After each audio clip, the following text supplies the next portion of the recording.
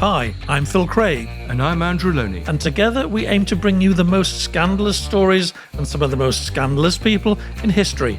So thanks for joining us here on the Scandal Mongers podcast. Hello, Andrew. Hello, you're jet setting again. I am. I'm in Madeira. Do you want to see? Yeah, oh, you are. Yeah. Oh, lovely. Gosh. On the balcony. Is this early morning then? It's the same time as you. Oh, same time as me. Oh, right. Yeah. Sorry, I'm just trying to balance this on a pile of books. Also, it's our birthday. Yes. They'll be celebrating in the Lownie household today. So we're 1 year old, and isn't it your actual birthday as well? It is indeed. 49 again? Yes. I've been that for about 20 years now. Well, talking of 40-something, I think this is our 41st programme in a year. And I think when we first discussed this, we thought we might do about 25. Exactly. Yes, and we didn't expect to get the interest that we did. I mean, it's brilliant the way it's taken off in the last few episodes, really. No, we're getting a lot of attention, and it's all very good because we're just in it for the attention, aren't we? Really, let's be honest. Are we getting some good comments? Well, we've been criticised for not knowing the Bose line lineage, and I saw in one. Yes, we don't always get praise. I think we should be fair. Now, which was that one? Etcher Sketch has joined us, enjoying your channel very much, and really liked the John le Carre interview. If there's a funny hissing sound, that's not me. It's the water sprinklers next door to me. Rosemary Benjamin is the person you mentioned. She was going to subscribe, and if you're still with us, Rosemary, we're really sorry, but she thought that we got something wrong about the Bose Lion family. Or was it Lady Colin Campbell? It was Lady Colin Campbell, who is, let's face it, a rather divisive figure. A lot of people love her and love the show. Crazy Cunnock. I saw Lady C's name on the thumbnail and I clicked immediately. We'll now check out all your old shows. Honesta, 1828. Lots of other people said that they're really enjoying it with her on. Please bring Lady C back, said Simca, 33. Sorry, and I think we might. We want to talk about, we haven't really talked about Kate and William much, and there's been a certain amount of controversy about William overshadowing his father with the 75th birthday and the King's speech. So I think that may be an opportunity for her, or indeed to bring Valentine back, or a new royal writer. But we've got Richard Kay this week, which is a bit of a coup. That's really exciting. I mean, Richard, for those who don't know, is, I don't know, I mean, he was probably the best connected royal writer, certainly during the Diana's time. I think now hugely respected and liked. I mean, he's ran a gossip column and still people liked him. But he's very well informed and I think has very good insights. I mean, he pulls it together. So I'm really looking forward to hearing what he has to say. It was very helpful to me when I did my Diana work 20 odd years ago. And I think there are things he knows about Diana that he's never written about and never will. Yes, he's very modest. They became genuinely close friends, and she would ring him, and she would ring him a lot during the final years of her life. They were on the phone many times a day, and he's always respected a lot of those confidences, which is just makes him, all the more interesting a writer, actually. Yes, no, and I mean, he's incredibly well informed. As when I'm doing my Andrew book, I mean, he is probably. I mean, the Mail have done very good coverage of Andrew and Fergie, and he has been the chief royal person there. It's funny, isn't it, how discretion can sometimes be a really useful part of a biographer's or a writer's armory. Thinking of Randy Taraborelli, who told us that he often just cuts stuff out if he thinks it's too hurtful, and it isn't going to benefit anybody to air this kind of dirty laundry. Yes, no, I think it's a long game, and you need to build relationships. And I've certainly found that I've been able to go back to people for subsequent books, and they've been helpful because I didn't say, for example, people who were romantically involved with some of my characters, and I didn't really make that very clear. But I agree. I mean, this is a big dilemma. I mean, the famous Graham Greene quote about every writer needs a shaft of ice in their heart. But in some ways, the good guys sometimes do win. Yeah, that's it. And I think Richard Kay is one of those good guys. Yeah. Before we go to Richard, should we talk about what's coming up next? We're not entirely royal obsessed, as we keep saying. We've got interesting show next week on perhaps the biggest scandal ever to affect the BBC, that of Jimmy Savile. Yep, a paedophile with, again, close connections with the royal family. There's been a recent drama about it. And I think we're going to be talking to probably the expert on him. I mean, who's written a book on him. Fingers crossed. Emails are flying around, but we've got a lot of interesting things bubbling. And as you say, I know it's our first birthday. I haven't got the full figures, but we're getting on towards 200,000 downloads. Great. Which, if you told us that a year ago, I think we would have said, wow. So we were pleased when we got to 500 on an episode. We were, and we were pleased to get 1,000 subscribers, and now we're pushing on towards 2.5. So, a heartfelt thank you from me, from Andrew, from all the people of Madeira, in fact. Well, I mean, it's very nice that people want to listen to us and our guests, and we're beginning a sort of relationship with them. I mean, we've had Julie on, and we hope to have other subscribers appearing and telling us things, because often they know much more than we do about certain subjects. That's right. We're going to do that, and we've got a little kind of club of people who've been on the show a couple of times. That we'll get them all back: Laura Thompson, Valentine Lowe, hopefully Colin Campbell. So that's all good. Thank you so much, everybody who's found us and has stayed with us this year. Here's to a equally successful year 2. Yep. And Phil will go and celebrate in Madeira, and I will begin the party celebrations in London. Oh, happy birthday, Andrew. Thank you. Here's Richard coming up. Bye. Bye. Well, I've just pressed the magic record button. So welcome. Okay. Welcome to our little world. Thank you. Thank you. Corner of the internet. And we've got a little sort of corner here of doing talks on royals. And I mean, you are now the doyen of royal reporters. And it's one way of describing me. Elderly as you've been around the block. Yeah, slightly. Yeah. But no, you're brilliant. And I mean, I just know from doing my book research on Prince Andrew how you just got wonderful stuff, way ahead of anyone else. And I think Phil's very keen to talk to you about Princess Diana and where things stand there, and the whole sort of historiography. It's intriguing, isn't it? I mean, here we are, Phil, 26 years on, 27 years on this year, and we're still talking about Diana dominating this next series of The Crown. They really are stretching it out a bit, aren't they? I mean, I think they're devoting 3 or 4 episodes to a 6-week period, whereas in previous series they've done about 10 years in 4 episodes. She's gonna even appear as a ghost, isn't she? Oh yeah, as a ghost this time. Yeah. Really? do you feel it's just too much then? Oh, I don't know about that. Well, yeah. I mean, look. I mean, I'm in no position to criticize The Crown. I mean, the Mail has obviously written lots about Diana over the last quarter of a century plus, because people are still interested in her. I mean, that's my point, really, that there's still an astonishing amount of interest in her. And do you think there's a consensus now, or do you think there's still a big debate about all various parts of her life, from her death through to how she was treated and how she behaved? Well, I think there is still a debate, if you like, about that, and that of course has been crystallized really by the Crown's interpretation of the events of those last years of her life in particular. And I think, yes, and again, recently when Mohammed Al Fayed passed away, it brought back the memories of his claims about conspiracy and how she died. Was she killed? So I don't think those things are ever really going to go away. But whether there's been a proper reassessment of Diana, I suspect not, largely because her ex-husband is now the king. And there's a sort of a feeling I feel within the media generally to sort of give Charles a reasonable start and see whether he makes a fist of being a monarch. Well, when we worked together, Richard, this was 21 years ago. Yeah.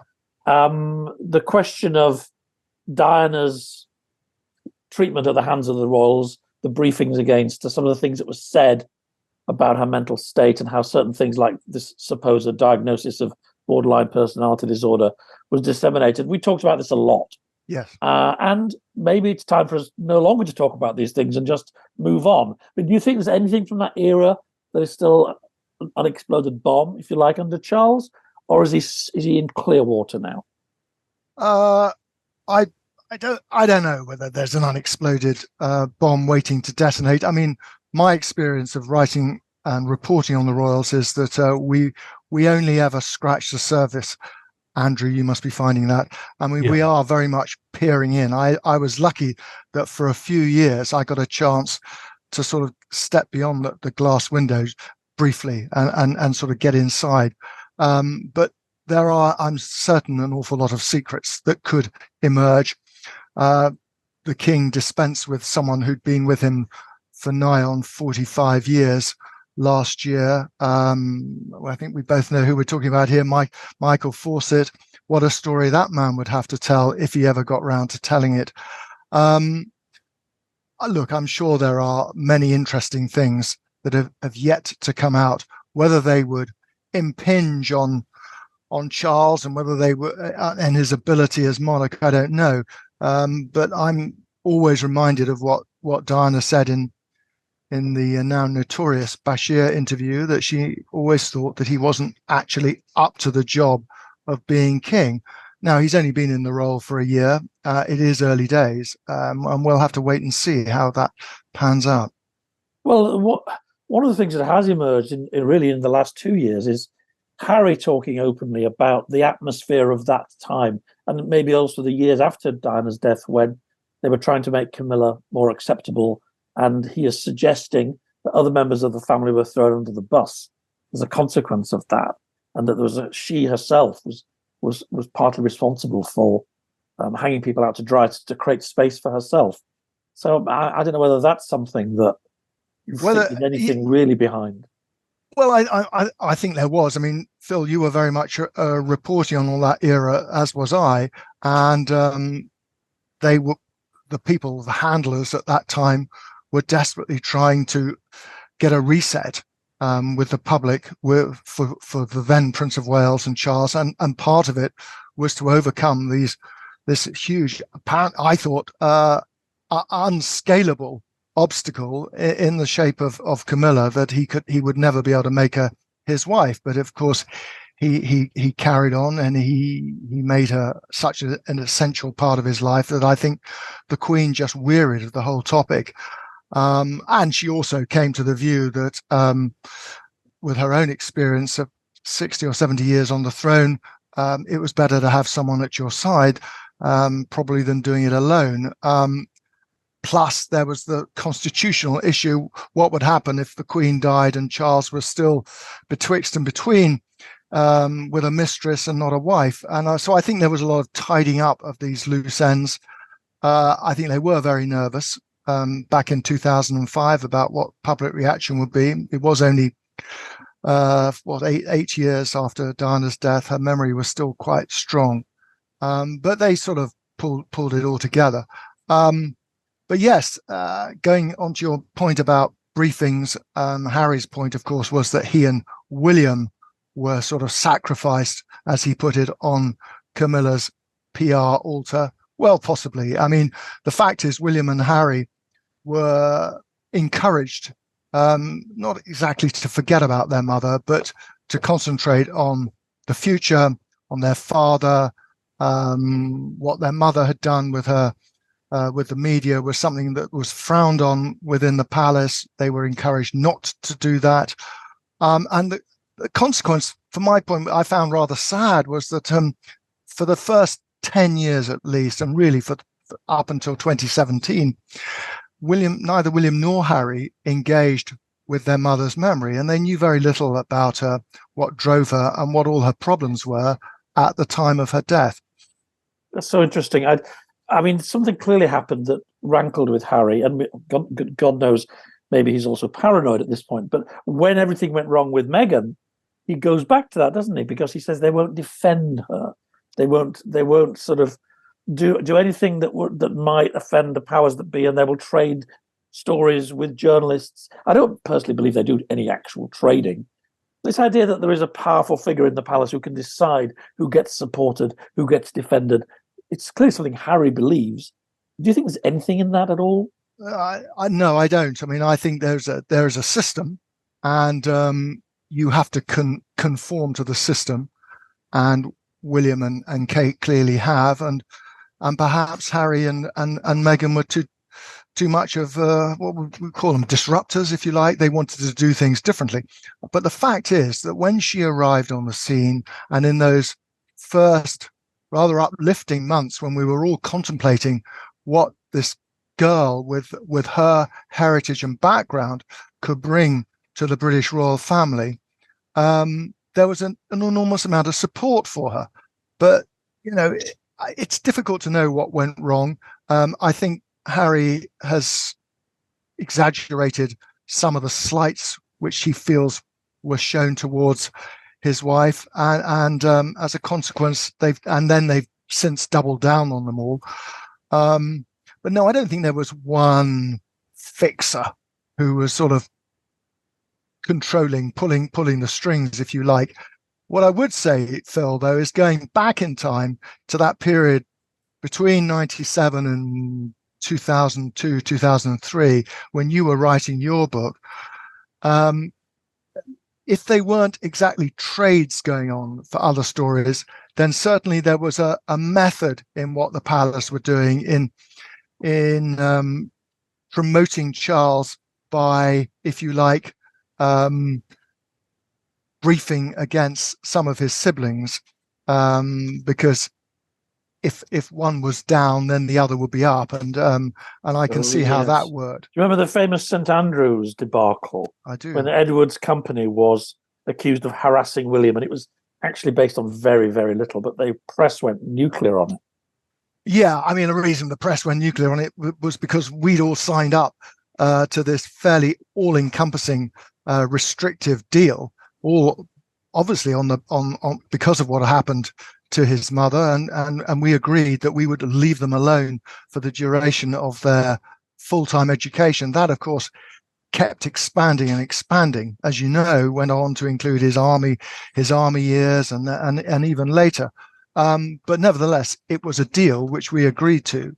And so there was a great deal of lip-smacking pleasure when the organization that should breach this deal turned out to be his own uncle. Yeah. Interesting. Do you think those sort of arrangements are now very difficult? Because, I mean, the paparazzi, the foreign papers, it's very hard to come to those sort of arrangements now. Well, the paparazzi and the foreign papers were always there, Andrew. But the paparazzi depend on a market which has to be created in the UK first, because the European and American market really react to what we're saying and what's being said here. No, I think the real problem they've got now is the technology is so much more advanced. Is of course the smartphone, the Twitter sphere. They have very little control. I mean, the classic example, of course, is what happened to that very distinguished former lady-in-waiting to the late Queen, Lady Susan Hussey, almost a year ago, next month, I think it was, when she made these what were seen to be, or alleged to be, racist remarks to a woman of color at a Buckingham Palace reception, and the whole thing exploded, and the palace were very much caught on the hop and were forced to really to dance to the tune of social media, and that for me was a sign of how things have shifted. I mean, the newspapers don't have the circulations they once had, but they've obviously got websites which are hugely popular. But largely, it seems now that the palace are more concerned about the influence of Twitter and Instagram. So, I mean, this idea that the mystique of the monarchy, I mean, they've got to engage. I mean, they've got with the media. There's no way they can just shut the doors and not cooperate. No, I don't think they can shut the doors and not cooperate. I mean, mystique of the monarchy, yes, okay, fine, but monarchy depends on its visibility too. If we know nothing about them and they become obscure, then they will wither and become irrelevant. So no, but it's always been this sort of balancing act of how much to give of themselves. Many would say that Diana gave too much. Some would say that the Queen didn't give enough. And William, I think, is trying to sort of take us forward into the 21st century in a way that his father is probably incapable of doing, largely because of his age and upbringing. And what is William doing then? I mean, what do you think the strategy is? Well, I mean, it is easy to see that he's much more in tune with younger views, but that again, understandable. He's only 41. Is he the wokest member of the royal family? Well, probably people would say that Harry trumps him on that score, but he is. I think he's conscious of the fact that he's the inheritor to a very old-fashioned, rather hidebound institution, and that there is concern, I think, among palace advisors about where the long-term popularity and relevance of the monarchy is going. I mean, the most recent polls have been very interesting when you drill down into who likes them and who doesn't, and what the age brackets are and their social brackets. And I think William is very aware that among young people, there isn't a connection with the monarchy that there is among those over 65. So I think he knows that if it's to survive for him and his son George, then he's going to have to take account of all that. I think Charles it's easy to describe him as a caretaker monarch. He'd hate anyone saying that, but the fact is he isn't going to be monarch for long. What is his role? I think his role is to ensure that there's a monarchy to hand over to William at some time in the future. He might have 10 years. It's unlikely he'll have a silver jubilee, but all these things must be running around in the backs of the minds of those people at the palace who we like to think are pulling the strings, Phil. Interesting. I mean, it is obvious what Harry and it's not obvious. It's quite, as you laid out, William and Kate have got an agenda which they're pursuing, and I think in Kate doing rather well, especially with her, and the children. If you look at the supermarket tabloids, people are obsessed with those kids, and maybe rightly so. But the really big thing they could do, of course, is to try and bring Harry and Meghan back. Yeah. Now their strategy, who knows now? They've had their book, they've had their series. Could you see a reconciliation, and could you see William triggering that reconciliation? I think it's going to be very hard for William to trigger a reconciliation because of what Harry said, not just about him, but particularly about Kate. William is very much a Spencer, and one of the things I learned about the Spencers over the years is they're not hugely forgiving. If you transgress, they're not over likely to welcome you back into the fold. However, William is pragmatic. He knows that the public, although they quite like the narrative of the black sheep of the family, they'd much rather have the family reunited and to have something of Harry and Meghan contributing to royal life here. They're both stubborn, of course, in many ways. I think the king is much more likely to be the one to extend the olive branch, but I think it's going to be really difficult for what happens long term. There's going to have to be some apologies offered and accepted, and at the moment, I see no sign on either side of an apology being forthcoming. It's so interesting. Look at the problem they're having in Africa, though. These tours to African states are becoming politically very difficult now. Harry and Meghan, if they were to, even if whether they lived in California or not, if they were to be the people representing the royal family in many other parts of the world than Britain, I suspect that would make a big difference. But I think you're too strategic. I think you're onto something there. I mean, I think that's one of the reasons why the late Queen suggested that Harry and Meghan should concentrate on the Commonwealth, because, let's not be too cynical about it. Meghan had a reach to those parts of the Commonwealth which no white prince or princess can possibly reach.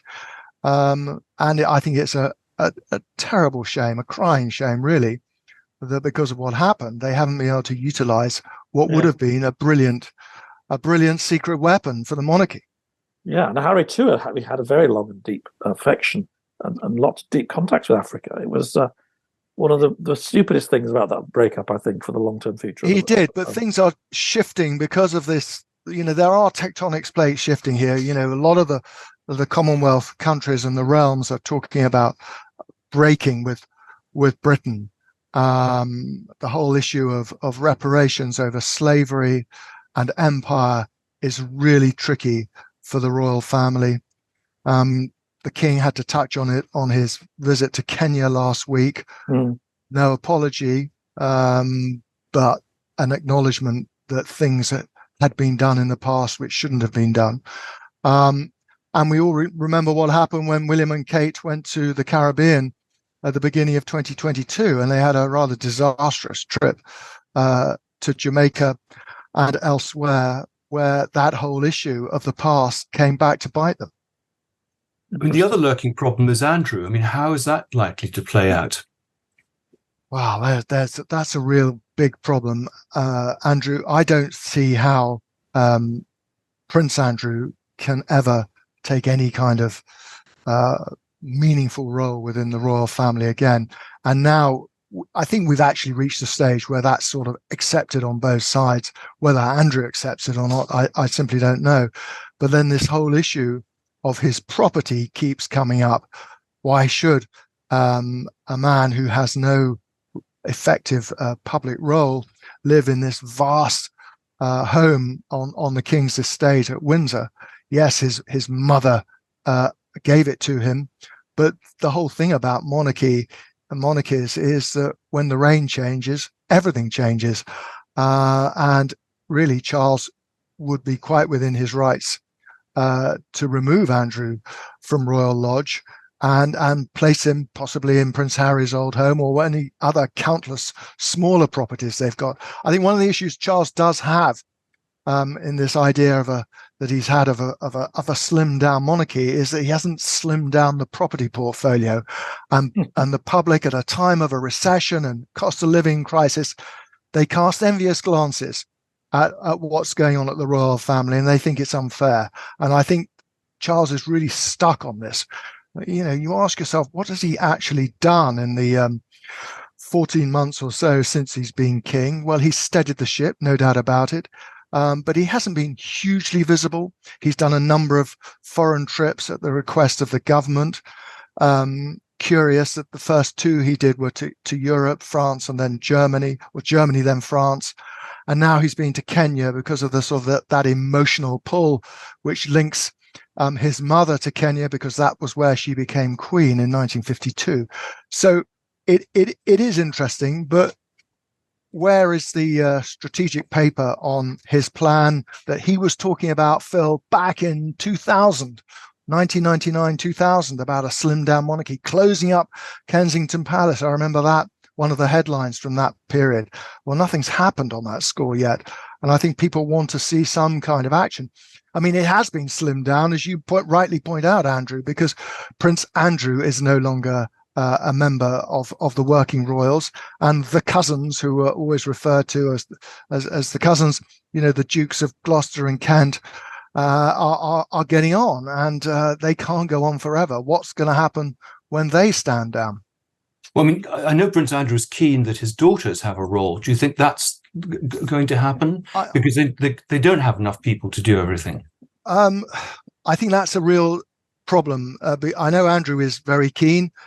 He fought long and hard, for example, to try and maintain their Scotland Yard protection. He lost that battle. Andrew himself has had to pay for private security for his daughters. And they have pretty much moved on, I think, from royal life. I mean, they do a bit of charity work. They support their mother, and occasionally they were supporting him, and they do a couple of things in their own regard. But I don't think the king wants his nieces to have major roles within the royal family going forward. I think we know who he's got in mind. He very much wants his sister to have a central role. He's come around to the Duke and Duchess of Edinburgh, the Wessexes as well, Prince Edward and Sophie. They're seen as essential to the project, but I don't think there's any room for Beatrice and Eugenie. And what about Lady Louise? I mean, the Wessexes' daughter. I mean, because she seems to be very popular.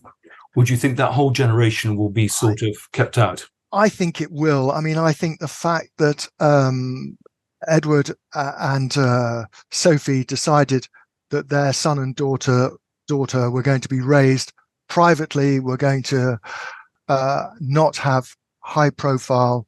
They're not HRHs, which they could have been. I think that suggests to me that they're going to go down the same route as Princess Anne's children, Peter and Zara, who've made careers for themselves outside the royal magic circle.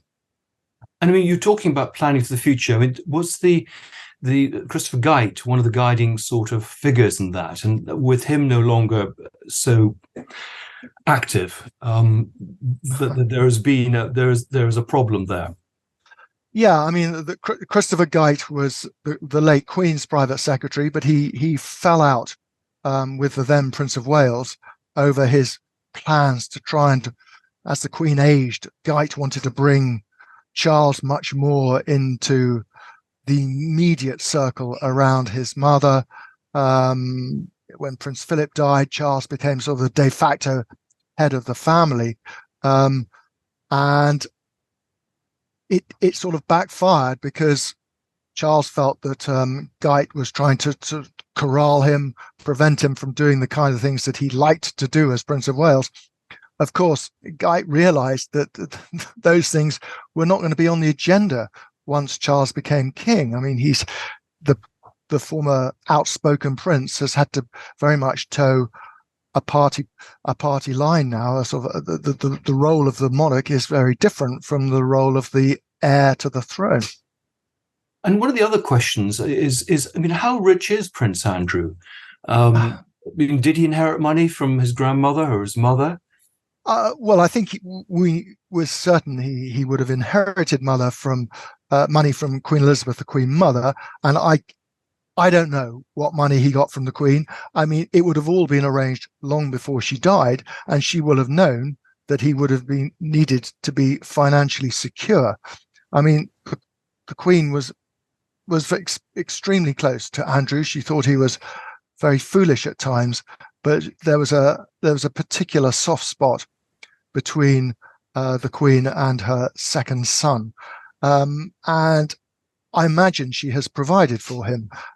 Whether that's quite enough, I mean, the one thing I learned over the years, and as I'm sure you're discovering, is that Andrew burns through money. He likes the good things in life.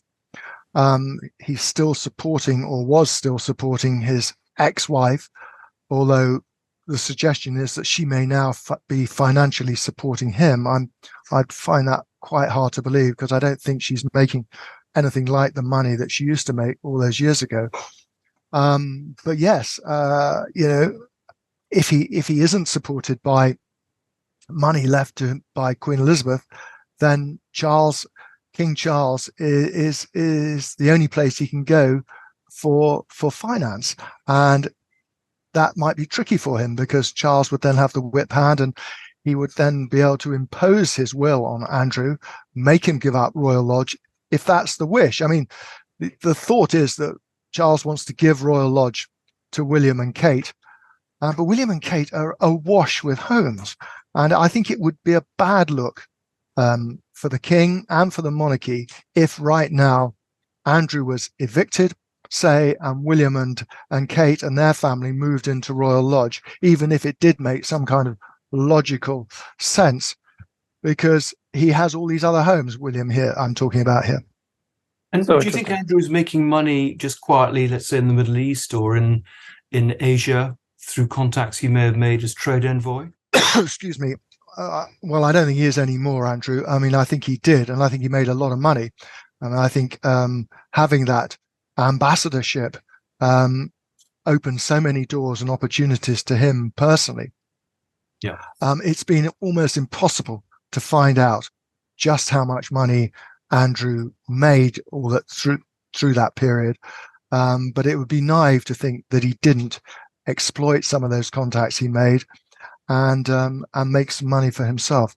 I feel sure our Andrew will be digging away into that for it's certainly, yes, certainly interests me. I mean, we're jumping around a little. I Andrew's interested in Andrew. I'm interested in Harry and Meghan. There's one more question on them because it's so great to have access to your mind after all these Yes, years. no. Again, I mean, if there's not going to be a reconciliation, and I suspect there isn't in the short term, what do you see of Harry and Meghan's future as semi-detached royals in California? It's really hard to see how things are going to pan out for Harry and Meghan, because they've chose to settle in the one part of the world where everything is about novelty. And once you lose your novelty, you become very stale and secondhand news. I mean, it's apparent that the attitude of Americans towards them has changed in the last year.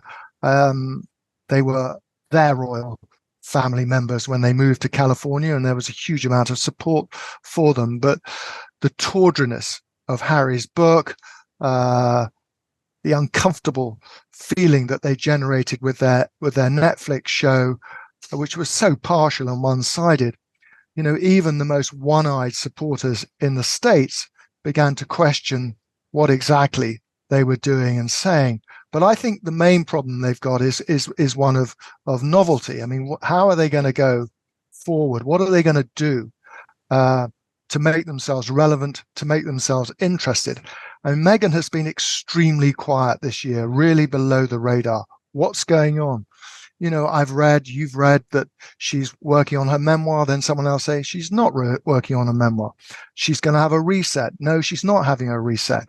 I mean, she's got agents, of course she has, and she must be trying to work out what she's going to do. I don't think she's going to go back into acting. But the lifestyle they lead in California is immensely expensive. They have wraparound 24-hour-a-day security. They have to have it. There are too many lunatics around. But this all costs a lot of money. I've seen a conservative estimate for their security costs is somewhere in the region of $10 million. That's a lot of money. And living in California is not cheap either, all these property taxes. So I don't know what their immediate plans are. They are tentatively out and about a bit more this autumn than they have been in the summer months. They're probably trying to work out what the public reaction is, see how it goes. But we've also got this Ovid Scobie book. I mean, presumably that's their man on earth who's going to be doing pushing forward some sort of agenda. Yes, I think he is, although he seems to have moved so far in the opposite direction. I mean, he's almost as though he's now, attacking the other members of the royal family in a way that we were talking earlier on, to try and sort of bolster support for Harry. Is Scobie still their sort of agent? I'm not entirely sure. It'll be fascinating to see his book when it comes out. How much of that is reflects the views and positions of the Sussexes remains to be seen. Gosh. And the other big debate is about official lives for the Queen and Prince Philip. I mean, do you think a decision will be made on that soon? And will they go for a multi-volume, for example, a series of books on the Queen's reign? I think there will be huge pressure for a very serious historian to be given the gig of writing the Queen's life. Not sure about the Duke of Edinburgh's, Prince Philip's. It usually takes quite a few years. I mean, I think Shawcross, who wrote Queen Elizabeth, the Queen Mother's book, wasn't given the position until about 5 or 6 years, or invited to about 5 or 6 years after her death. I mean, the Queen is a huge task. It could easily be a 10-year job, because all the papers that would have to be gone through. I don't know who's on his list. I've seen the same speculation as you have about who might be up for it. And yes, I suspect they will want that there will be friends of Prince Philip's who would want to see some kind of official life of him too. I mean, Charles has a huge influence in all this. I mean, ultimately, they will be his choices. He will choose the biographers or historians, and no one else. Right, interesting. I mean, you suspect that they may even just leave Prince Philip. I mean, there are books, for example, Giles Brandreth, who clearly was very close to the Queen and Prince Philip. Would that just not be enough? Well, I think it'd be a tragedy if all we get on Prince Philip's life is the view of Giles Brandreth, who likes to position himself very much center stage. I think there are some.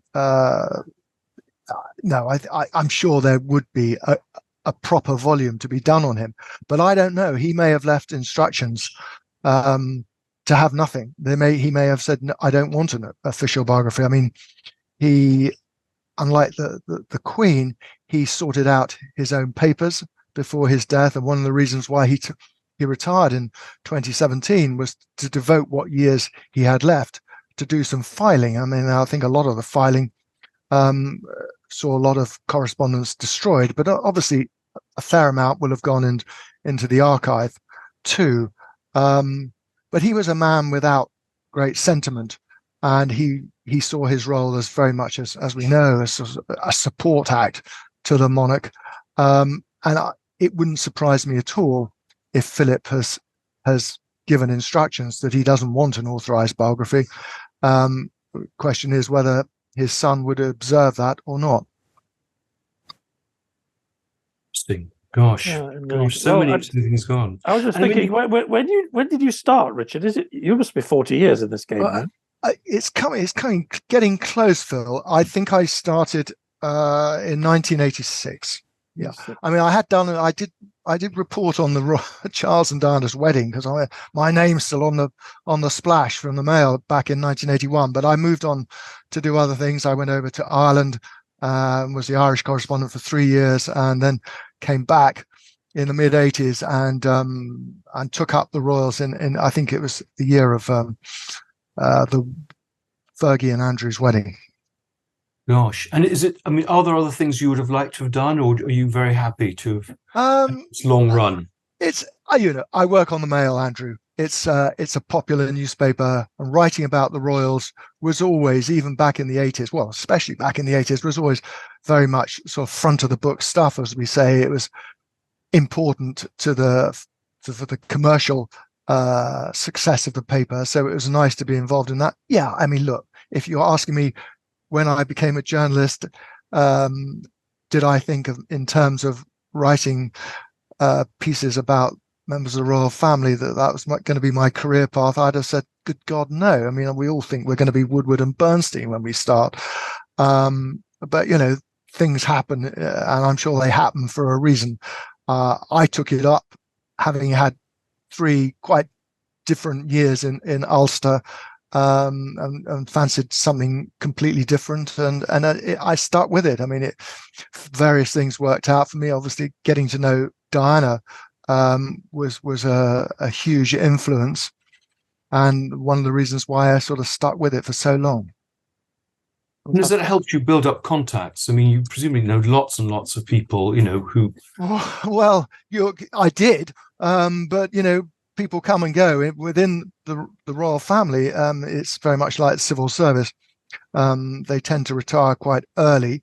The rest of us have to carry on labouring away at the coalface, as all 3 of us know.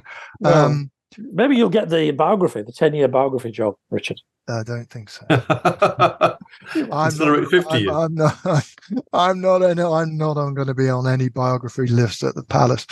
No. Well, it's so lovely to talk to you, and thank you for opening up your memories and your mind and your insight. Because I think it's fair to say that of all the people that when you do talk to people in the palaces, and I did when I did my work, Richard's name always came up as the one person that they trusted amongst the journalists. Well, that's very kind to hear and good to hear. I mean, I don't know how things have panned out since then. Things are obviously much more different. I mean, I've been very interested. I have more of a back seat now. I don't just do the Royals. I do other things, but I look at the way the Royals are reported, and it seems to me that the royal family have got an iron grip on the reporting that comes out now. And the stories that used to break in the 80s and particularly in the 90s simply don't happen anymore. And I find that quite curious about how my successors, not on the Mail, but generally elsewhere in Fleet Street and beyond, there's a lot more, how should I put it, gush than there once was. Maybe we're responding to events and the way that what people want to read about now. But I think it's also got a lot to do with the control. I mean, we touched on social media earlier. One point I would make is I've been very interested watching how William and Kate handle their public relations, and Kate taking photographs of her children. She's a competent photographer, but that's a really interesting development, and it sort of closed off what a once lucrative market, and it's quite a canny move on their part, and also the way they use social media to promote what they're doing. I mean, I'm not saying the press has had its day. It hasn't, because they still do engage with the mainstream press, and it's the mainstream press that go on these very expensive royal tours, and they need them because they are so expensive, and bloggers and so forth can't afford to take flights to Kenya and stay in expensive hotels. So, but things have changed. There's no doubt about it. I would say the coverage is much more positive in a more complimentary way than it once was. Can you imagine Diana on Twitter? It would have been 24/7, wouldn't it? 24/7. Terrifying. Yeah. Well, look, so thank you so much for your time. Thank you, Nick. And please come back one day. Well, it's lovely talking to you both, and good luck, Andrew, with Andrew. Well, thank you. And everything else. I'm sure we'll want to serialize it when the day comes. Oh, I'll be in touch.